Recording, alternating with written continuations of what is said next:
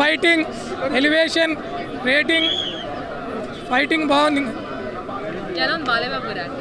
Full super. Super story ఇంకా super. ఇంతకుముందు movies కన్నా ఇంకా ఇది బాగుంది. బాగా ఫైటింగ్ బాగా తీశాడు. కథ మంచి సెంటిమెంట్ సీన్ ఉంది. ఆడవాళ్ళని ఎలాగా సేవ్ చేయాలి అని మంచిగా చూపించాడు.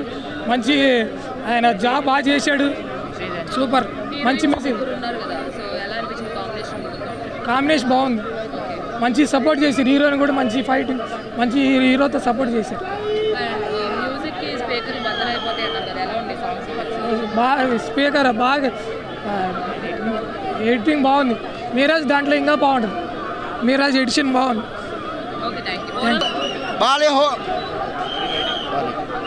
Daaku Maharaaj super hit. అందరు ఫ్యామిలీ చూడవచ్చు. ఓత ఫైట్లు మాత్రం అదిరిపోయింది సినిమా.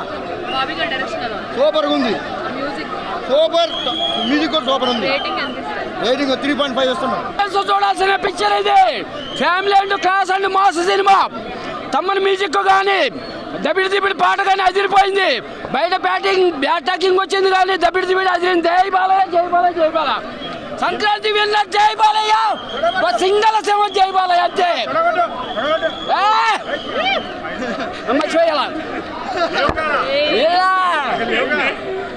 లేదు పెంచాల్సింది పొరపాటి. జై బాలయ్య సింగల్ సింహం. స్టోరీ బాగుంది. క్లాస్ అండ్ మాస్ అందరూ నచ్చే సినిమా ఇది. డైలాగ్స్ అయిపోయింది అన్న. దానిలో డైలాగ్ నేను గుర్తు పెట్టుకోలేదు, విడిగా రాసుకున్నా. నేను సొంతగా రాసా. డాకు అంటే గద్దలా వేటారా, మహారాజ్ అంటే సింహం రా. డాక్ మహారాజ్ అంటే సౌండ్గా చచ్చిపోతారా నా కొడకలరా.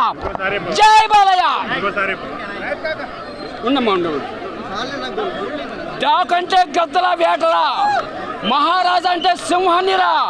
డాకర మహారాజ్ అంటే సౌండ్గా చచ్చిపోతారు నా కొడకలరా.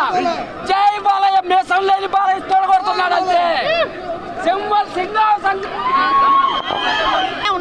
ఉన్నదే స్టోరీ లేదు కాదు.